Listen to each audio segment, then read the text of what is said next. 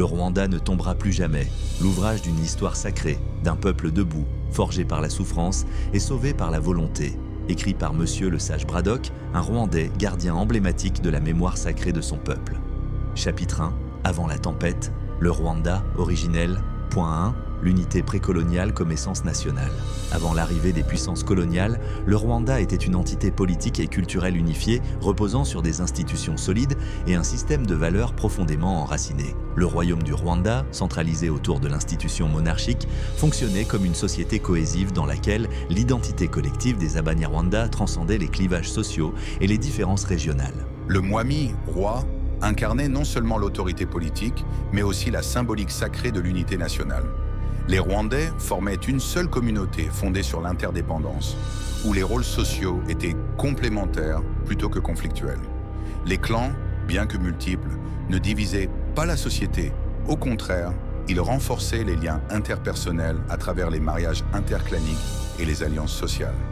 L'absence de division ethnique rigide avant la colonisation est documentée dans plusieurs études anthropologiques, notamment par Allison, où elle rappelle que les identités Hutu, Tutsi et Twa étaient plus fluides et socio-économiques que raciales. Cette unité était également renforcée par des pratiques culturelles partagées, telles que les cérémonies dignité, le respect du tambour royal Kalinga et la croyance en Imana, Dieu, universel des ancêtres.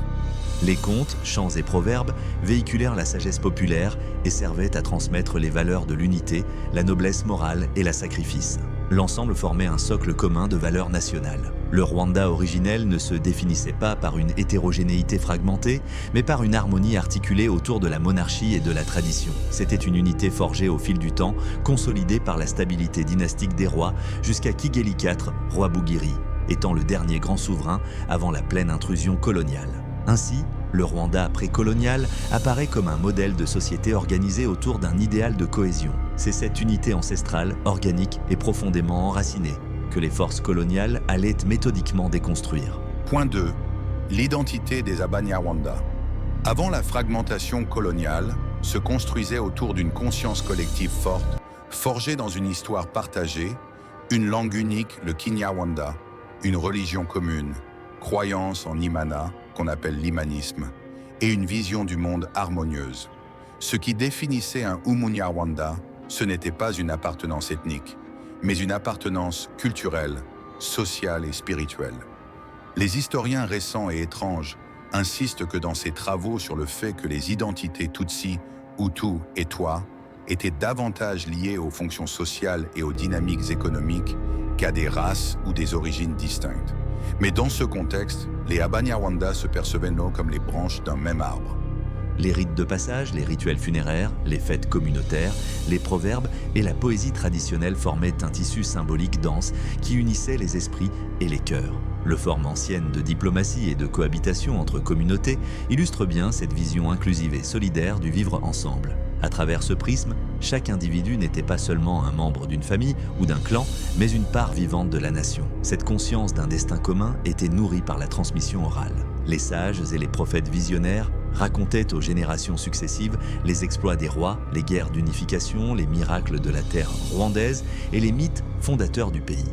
Ainsi, l'histoire n'était pas qu'un récit du passé, mais une matrice identitaire vivante, réaffirmée au quotidien dans les gestes, les paroles et les symboles. La mémoire collective façonnait l'être national. L'unicité linguistique jouait aussi un rôle fondamental. Le Kinyarwanda, une langue véhiculaire, administrative et sacrée, portait l'âme du peuple. Contrairement à d'autres régions africaines divisées linguistiquement, le Rwanda parlait d'une seule voix, ce qui renforçait l'homogénéité culturelle et politique du royaume.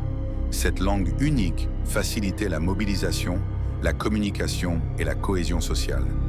Les linguistes observent que cette caractéristique exceptionnelle a permis au Rwanda d'avoir une continuité historique forte, même au travers des changements dynastiques. Enfin, la foi en Imana, Dieu unique et transcendant, transcendait toutes les catégories sociales. Cette spiritualité commune consolidait la croyance dans l'ordre naturel et moral où chacun avait une place à tenir et un devoir envers la communauté. Dans ce monde précolonial, être Umunyarwanda signifiait appartenir à une entité sacrée, indivisible, enracinée dans la dignité humaine et le respect du vivant. Cette identité unifiée sera tragiquement déformée par l'entreprise coloniale. Point 3. Les collines du Rwanda comme témoins de souveraineté, ils ne sont pas de simples formations géographiques. Elles incarnent l'âme même de la nation. Chaque colline, ou Musozi, est porteuse d'histoire, de mémoire et de sacralité. Avant la colonisation, elles étaient les témoins silencieux des grands événements de la nation. Intronisation royale, serment de guerre, pacte de paix, naissance de lignée royale. Le poète Alexis Kagame, dans son œuvre philosophique et historique, associe les collines à l'élévation spirituelle et au destin national. Chaque colline portait un nom, une identité, une histoire. La toponymie rwandaise constitue ainsi une archive vivante de la nation. Les noms des collines du Rwanda sont une mémoire historique renfermant les secrets des ancêtres.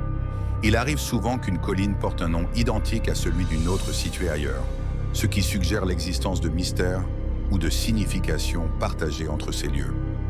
Dans la vision traditionnelle, les collines formaient également des unités administratives, militaires et spirituelles. Les chefs de colline avaient à la fois un rôle de surveillance sociale et de médiation des conflits. C'est à partir de ces entités que se structuraient les réseaux d'autorité du royaume. Chaque citoyen savait à quelle colline il appartenait, à quel clan et à quelle mission collective il devait contribuer. Ce système décentralisé mais intégré garantissait la stabilité du royaume. Les collines étaient aussi les lieux des veillées où la sagesse se transmettait. On y chantait les exploits des rois, on y pleurait les morts, on y célébrait les mariages. Elles étaient les hôtels du peuple, les cathédrales de la mémoire. En temps de guerre, elles servaient de points de surveillance stratégique et de lieux de repli. En temps de paix, elles étaient les berceaux de la culture. Leur forme ondulée évoque à la fois la douceur de la terre maternelle et la force de la résistance. Lorsque le Rwanda a été envahi culturellement et politiquement, ces collines ont continué à porter la dignité du peuple. Même après les ravages du génocide, elles sont restées debout, comme pour affirmer que le Rwanda, malgré les larmes, ne tomberait jamais. Ainsi, les collines sont bien plus qu'un relief. Elles sont la matrice indestructible de la nation. Point 4. Le tambour, comme guide spirituel et politique, occupe une place centrale dans l'histoire et la spiritualité du Rwanda traditionnel. Bien plus qu'un instrument de musique, il représentait l'autorité, la royauté et la continuité de l'État. Dans la monarchie rwandaise, le tambour symbolisait le pouvoir du mwami, roi, au point que l'on disait souvent que c'était le tambour qui régnait, et non le roi. Le tambour royal, dénommé kalinga, était fabriqué à partir d'un alliage composé de 2 tiers d'or pur, d'un tiers de bronze et d'un tiers d'argent, le tout recouvert de pierres de cristal, lui conférant une forme conique. Ce mélange de pierres précieuses, destiné à favoriser la radiation spirituelle lors de la méditation, avait été dissimulé sous l'apparence d'un tambour ordinaire afin qu'il se fonde parmi les autres. Toutefois, le kalinga se distinguait par son poids exceptionnellement élevé, le tambour du Pierre de Dieu. Cette formule exprimait la sacralité de l'institution royale, dont le tambour était à la fois le cœur battant et le garant. Le tambour n'était pas un simple objet, il incarnait la souveraineté. Le tambour royal, notamment le légendaire kalinga, était gardé avec la plus grande révérence. Il était orné de symboles de puissance, protégé par des rituels secrets et frappé seulement lors des événements d'importance nationale, comme les couronnements, les guerres ou les grandes cérémonies de paix. Selon la tradition orale, le kalinga n'était jamais abandonné, même en temps de guerre, car perdre le tambour revenait à perdre la nation elle-même. Le tambour guidait aussi la vie sociale.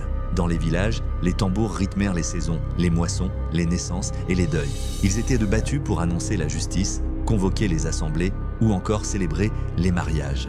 Dans chaque communauté, des batteurs spécialisés à Bakarasa perpétuaient cet art sacré. La transmission de la maîtrise du tambour était un acte de haute initiation, associé à la sagesse, au courage et à la discipline. Cela contribuait à enraciner le tambour dans la conscience morale collective. Le rôle politique du tambour se retrouve également dans la régulation des relations entre le roi et son peuple. Les messages du roi étaient souvent transmis à travers les tambours d'annonce, et la tonalité du tambour indiquait la nature du message. En cela, le tambour était un instrument de communication, un canal de pouvoir, un organe de gouvernement avant l'écriture. Il connectait les collines et les peuples comme une onde vibratoire de souveraineté. Dans la période coloniale, la désacralisation du tambour fut une stratégie de subversion. Les autorités étrangères comprirent très vite que pour dominer l'esprit rwandais, il fallait briser ces symboles. La confiscation du kalinga en 1931 et l'imposition d'une nouvelle forme de royauté sous contrôle belge participèrent de cette rupture. Pourtant, malgré les tentatives d'effacement, le tambour vit encore dans le cœur des Rwandais. Aujourd'hui, Dans les commémorations nationales, les festivals et les rituels de mémoire, ils résonnent à nouveau comme l'écho d'une souveraineté retrouvée. Point 5. La transmission orale de l'histoire nationale. Le Rwanda précolonial ne connaissait pas l'écriture au sens occidental du terme, mais il savait s'exprimer à travers les motifs gravés dans les structures et les éléments décoratifs, communément appelés amabara, ressemant imigongo. Ils savaient compte de leur façon utilisant des lignes, surtout chez les Abendiers, un collège de la famille du royal, d'une puissance suprême au-delà du roi lui-même. Les Abanyarwanda avaient leur propre manière de compter les jours et avaient adopté un calendrier annuel à la fois spirituel et pratique, servant de guide quotidien pour les événements de la cour royale, les rituels, les guerres, l'administration, ainsi que les dynamiques familiales et sociales. Lorsque les colons tentèrent d'y accéder, des gardiens courageux ont su préserver cette mémoire. Aujourd'hui, ces protecteurs lèvent le voile sur les secrets qui ont permis au Rwanda de se maintenir debout à travers les siècles. Tous ces symboles étaient les porteurs de significations profondes et symboliques aux protégés contre les envahisseurs. La mémoire collective était transmise avec rigueur à travers une tradition orale codifiée. Des générations d'historiens oraux, appelés Abiru, avaient pour mission de conserver et transmettre les récits des rois, des lignées, des batailles et des pactes fondateurs. Cette mémoire était récitée dans un langage noble, poétique, souvent accompagné de symboles et de gestes rituels. Cette transmission orale ne relevait pas du folklore, mais d'un système intellectuel structuré. Elle exigeait de la rigueur, de la fidélité à la vérité historique et une discipline de mémorisation impressionnante. Les poèmes épiques royaux étaient récités à la cour et enseignés dès l'enfance dans les milieux nobles. Ils servaient de constitution orale, guidant les actions du roi, inspirant les guerriers et éduquant la société dans son ensemble. La force de cette oralité était sa flexibilité. Elle permettait d'adapter les récits aux événements nouveaux sans en trahir le fond, assurant ainsi une continuité historique. L'histoire n'était pas figée dans des livres poussiéreux, mais vivait dans la parole des aînés, les chansons, les proverbes, les devinettes et les prières. Le peuple tout entier participait à sa préservation, ce qui créait une mémoire partagée, dynamique et inclusive. C'est cette histoire orale que les colonisateurs ont tenté de disqualifier au nom de la science historique écrite. En remplaçant les Abiru par des archives coloniales, ils ont cherché à effacer la légitimité de la mémoire indigène. Pourtant, aujourd'hui encore, de nombreux éléments de l'histoire rwandaise ne peuvent être compris qu'en réhabilitant cette tradition orale. Elle constitue un socle indispensable à la résilience nationale en rappelant aux Rwandais d'où ils viennent et qui ils sont. Ainsi, à travers la parole transmise de bouche à oreille, le Rwanda a su conserver sa dignité historique. La mémoire orale a protégé la vérité dans les périodes de mensonges et elle continue aujourd'hui à nourrir l'esprit d'unité et de fierté nationale. La langue parlée par les Abanyarwanda de l'ancien temps, les piliers de la culture, des valeurs, des proverbes, des récits oraux et de la sagesse des ancêtres. C'est à travers cette langue que se transmettaient les histoires, les proverbes, les chants poétiques, les chants traditionnels, les rites ésotériques et royaux, et les lois et coutumes sociales. Une autre forme sophistiquée de communication au sein du royaume s'exprimait à travers les motifs gravés dans les structures et les éléments décoratifs, communément appelés amabara ou imigongo, porteurs de significations profondes et symboliques, protégés par le collège de la famille du roi, d'une puissance suprême. Point 6. Le respect des ancêtres comme fondement de l'ordre. Dans la société traditionnelle rwandaise, les ancêtres, Abasekuru, Abakuramber, occupaient une place centrale dans la structure de pensée et dans l'organisation de la vie. Ils n'étaient pas considérés comme des morts, mais comme des vivants invisibles, toujours présents, protecteurs, guides et témoins de la conduite des vivants. Le respect des ancêtres n'était pas une superstition, c'était une philosophie de continuité, une morale de la mémoire et un système de gouvernance spirituelle enraciné dans le quotidien. Chaque famille rwandaise conservait une relation intime avec ses ancêtres à travers des rituels, des prières et des offrandes. Les cérémonies comme celle de mariage, Gusaba, Gukwega, Gutonga, exprimèrent la reconnaissance envers ceux qui avaient ouvert la voie. Ces rites n'étaient pas simplement religieux, ils étaient politiques et éducatifs. Ils enseignaient le respect, la gratitude, la justice et la responsabilité intergénérationnelle. Le proverbe rwandais « Celui qui oublie ses origines n'atteindra rien » résume parfaitement cette sagesse ancestrale. Sur le plan collectif, les ancêtres royaux formaient la continuité du pouvoir. Chaque roi, Mwami, n'était pas seulement un dirigeant de son époque, il était l'héritier et le prolongement des rois défunts. Ils devaient gouverner selon leur exemple, en tenant compte de leur honneur. Le Ubwiru, un code ésotérique réservé à une élite de sages et de prêtres, définissait les rituels à suivre pour que le règne reste en harmonie avec les esprits des ancêtres. Cela démontrait que le pouvoir n'était jamais absolu ni arbitraire, mais soumis à une autorité morale supérieure. La cohésion sociale reposait également sur cette vénération des anciens. Les décisions importantes étaient précédées de consultations des anciens qui invoquaient la sagesse des générations passées. Le principe de Gakaka, justice communautaire, profondément enraciné dans cette culture, reposait sur l'idée que les fautes ne devaient pas seulement être réparées selon la loi des hommes, mais aussi selon la conscience des ancêtres. L'harmonie du clan, du village et du pays dépendait de cette connexion invisible mais réelle avec ceux qui avaient vécu avant. Point 7. La souveraineté sans frontières artificielles. Avant l'arrivée des puissances coloniales européennes, le Rwanda était une entité politique souveraine dont les frontières n'étaient pas fixées par la cartographie occidentale mais par des dynamiques culturelles, historiques et sociales. Le territoire du Rwanda s'étendait naturellement selon les alliances, les conquêtes pacifiques ou militaires, mais aussi par le processus d'agrandissement du pays, selon la volonté royale, guidée par une vision d'unité et de prospérité. Les limites du Rwanda précolonial étaient ainsi souples, vivantes et basées sur la cohésion plutôt que sur la séparation. Ces frontières étaient fondées sur des réseaux d'interdépendance entre collines, chefferies et clans. Elles se dessinaient naturellement autour de l'influence du Mwami, la reconnaissance symbolique de son autorité et l'adhésion volontaire des communautés rattachées. Ce système reposait sur la légitimité culturelle et non sur la contrainte géopolitique imposée depuis l'étranger. Il n'y avait pas de mur pour diviser un peuple, les frontières rwandaises étaient des espaces de circulation, de partage et de souveraineté organique. La conférence de Berlin en 1885 a bouleversé cet équilibre. Sans la moindre consultation des peuples concernés, les puissances coloniales européennes ont tracé à la règle des frontières qui ont morcelé des royaumes entiers, séparé des familles, opposé des clans et fragilisé des identités. Le Rwanda fut placé sous mandat d'administration allemande, puis belge, et ses frontières naturelles furent redessinées sans logique locale.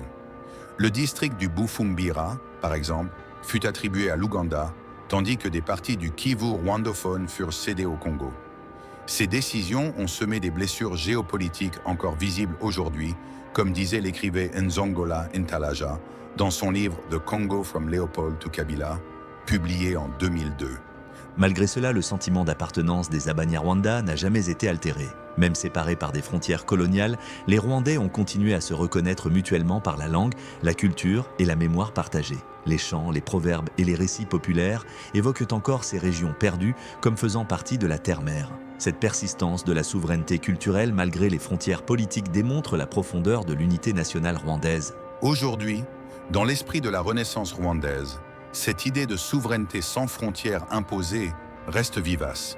Le Rwanda moderne défend une politique extérieure fondée sur la coopération, la paix régionale et l'intégration africaine, sans renier sa mémoire blessée par le morcellement colonial. Dans l'unité du peuple rwandais, au-delà des lignes tracées à la règle, subsiste la conscience d'un pays forgé dans l'histoire, non dans les traités. Une souveraineté enracinée dans le cœur du peuple et non dans des cartes étrangères. Lorsque les puissances coloniales sont arrivées, elles ont cherché à détruire cette relation sacrée. Le christianisme imposé d'en haut a qualifié les pratiques ancestrales de païennes ou idolâtres, coupant des générations entières de leur héritage. Pourtant, dans les profondeurs du peuple, le lien ne fut jamais totalement rompu. Aujourd'hui encore, le respect des tombes, les noms donnés aux enfants, les pratiques symboliques pendant les périodes de deuil et de fête témoignent de cette fidélité à l'ordre des ancêtres. Dans un Rwanda renaissant, c'est ce lien avec les racines qui assure l'équilibre et la résilience de la nation. Point 8. La culture comme pilier d'unité. La culture rwandaise, bien avant l'arrivée des colons, a constitué le socle de l'unité nationale. Elle se manifestait dans tous les aspects de la vie, de la musique au récit, de l'art culinaire aux danses, en passant par les vêtements traditionnels, les cérémonies, les chants de guerre et de paix. Chaque élément culturel était une brique dans la construction d'une identité commune. Dans cette culture, l'Umunyarwanda se reconnaissait non par la différence, mais par la similitude. Une langue, une terre, une vision du monde, une dignité partagée. Lintor, littéralement les élus, en est un exemple éloquent. Ces danseurs-soldats n'étaient pas seulement des artistes, ils étaient les ambassadeurs de l'éthique rwandaise. Leur danse symbolisait le courage, la discipline, le respect et l'appartenance. Par des mouvements codés, ils transmettaient de l'histoire du pays les valeurs de bravoure et les triomphes des rois. Chaque coup de pied levé, chaque regard porté vers le ciel, rappelait aux spectateurs la grandeur de leur nation. Ces danses, accompagnées du tambour sacré, enseignaient sans parler, elles unifiaient sans diviser. La culture orale, à travers les récits épiques et les proverbes, formait un canevas moral et politique partagé. Chaque proverbe portait en lui une leçon de vie qui s'adressait au collectif. Par exemple, l'unité construit, la division détruit. Ces messages simples, mais puissants, étaient d'eux répétés dans les familles, dans les champs, dans les palais. Ils formaient une conscience civique informelle, mais redoutablement efficace. L'habillement aussi était une affirmation culturelle d'unité. Les tissus, les coiffures, les accessoires, tous portaient des significations identitaires. Le pagne porté avec élégance lors des cérémonies, les perles en ivoire portées par les reines, les symboles peints dans les maisons, tout cela reflétait une esthétique collective enracinée dans l'harmonie. Même dans les ustensiles du quotidien, calebasses, poteries, outils agricoles, l'art se mêlait à la fonction et la beauté au devoir. Cela renforçait l'idée que le Rwanda était un pays de l'élégance et que cette élégance était un langage de paix et d'unité.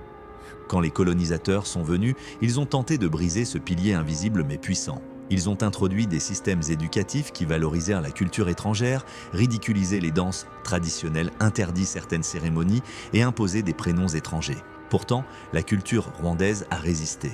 Elle s'est dissimulée dans les maisons, dans les chants murmurés. Et lorsque le Rwanda s'est relevé après le génocide, c'est encore par la culture qu'il s'est réaffirmé. Aujourd'hui, les festivals culturels, les écoles d'art, les musées de mémoire, les spectacles d'Intor sont autant de signaux que le pilier tient bon et qu'il tiendra toujours. Point 9. La royauté comme symbole de cohésion. La monarchie rwandaise, loin d'être une simple structure de pouvoir héréditaire, fut un pilier fondamental de la cohésion nationale pendant des siècles. Le roi, Mwami, investi d'une autorité spirituelle et politique, était considéré comme le garant de l'ordre, de la justice, de la prospérité agricole et de l'unité du peuple. Son rôle dépassait celui d'un administrateur. Il était le lien vivant entre le peuple, les ancêtres et Imana, Dieu. Cette conception sacrée du pouvoir faisait de la royauté une institution d'équilibre et de rassemblement. Le Mwami ne gouvernait pas seul. Il s'entourait d'un conseil de sages, Abiru, de chefs militaires, de juges traditionnels et de représentants des différentes régions. Ce système participatif garantissait que les décisions royales soient ancrées dans les réalités du peuple. Il permettait aussi la régulation du pouvoir par la sagesse collective. Chaque roi devait mériter la légitimité de son trône, non seulement par la lignée, mais aussi par sa droiture, sa bravoure et sa capacité à préserver l'unité du pays. Les initiateurs, du Shierezo à Gihanga, les ancêtres du Rwanda, enseignent que la royauté doit s'exercer avec justice, modération et vision. La royauté servait également de synthèse entre les divers clans du pays. Elle n'était pas exclusive à un groupe particulier, mais plutôt un creuset de représentativité. Les mariages royaux avaient une fonction politique stratégique. Renforcer les alliances entre clans, régions et familles influentes. À travers ces alliances, la monarchie incarnait une unité tissée patiemment, dans laquelle chacun se reconnaissait. Le trône royal était ainsi le symbole visible d'un destin commun, supérieur aux rivalités locales. La justice royale, rendue à travers des cérémonies publiques, était une école de moralité pour le peuple. Elle ne se contentait pas de punir les fautes. Elle cherchait à restaurer l'équilibre entre les individus et les communautés. L'idée de la justice du roi était vénérée car elle garantissait la paix sociale et la protection des plus faibles. Le roi était aussi associé à la fertilité des terres et des troupeaux, ce qui le liait directement à la survie et à la prospérité du peuple. Un mauvais règne était interprété comme un déséquilibre spirituel nécessitant réparation. La destruction de la monarchie par les colons et ses collaborateurs fut un coup sévère porté à la cohésion nationale. En exilant le dernier roi Kigeli V Ndahindurwa en 1961, la Belgique et ses alliés politiques locaux ont brisé un pilier identitaire sans le remplacer par une institution légitime à l'époque. Cela a ouvert la voie à des années d'instabilité et de division manipulée. Pourtant, la mémoire de la monarchie continue d'habiter la conscience collective des Rwandais. Non pas dans une nostalgie du passé, mais dans une reconnaissance que, jadis, le Rwanda était uni sous un trône partagé, respecté et sacré. Point 10. Le Rwanda, nation forgée par l'histoire et non par l'homme. Le Rwanda n'est pas une construction artificielle, née d'un traité ou imposée par un empire étranger. C'est une nation forgée par l'histoire, patinée par les épreuves, sculptée par les générations successives de ses propres enfants. Cette singularité profonde distingue le Rwanda de nombreux pays africains dont les frontières et les structures furent dessinées sans consultation des peuples. Le Rwanda, lui, a grandi comme une entité autonome consolidée par ses mythes fondateurs, ses institutions ancestrales et sa mémoire partagée. La nation rwandaise est née dans le feu des alliances, des guerres de pacification, des rites de réconciliation et de la culture commune. Des figures comme Gihanga, Rwabugiri, Ruganzu, Nyamueshera ou Silima n'ont pas été de simples dirigeants. Ils furent les artisans de l'unité territoriale, spirituelle et sociale du pays. Ils ont donné au Rwanda non seulement une organisation politique, mais aussi une vision. Une vision où chaque colline avait un sens, chaque nom une histoire, et chaque citoyen un rôle dans la préservation de la cohésion nationale. Le Rwanda ne s'est pas défini par ce que d'autres ont voulu qu'il soit, mais par ce que son peuple a choisi de devenir. C'est une nation née d'une volonté collective, d'un génie organisationnel ancestral et d'un profond attachement à la terre, au tambour et à la mémoire. Lorsque les colonisateurs ont tenté d'imposer une nouvelle définition du Rwanda divisé, racialement hiérarchisé, culturellement appauvri, ils n'ont fait que superposer un mensonge temporaire à une vérité historique profondément enracinée. Cette vérité n'a jamais disparu. Elle a résisté dans les contes, les danses, les chants de berceuses et les regards silencieux des anciens.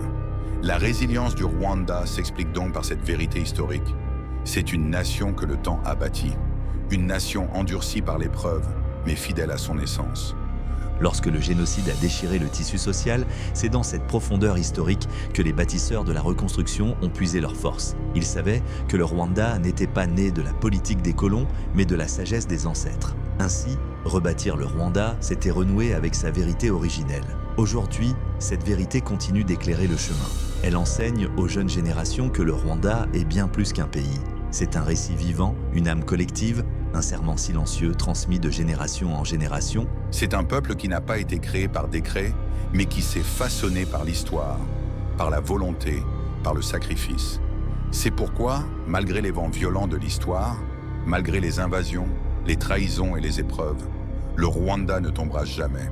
Parce qu'il n'est pas une invention, il est une certitude. Merci de nous suivre. Rendez-vous prochainement.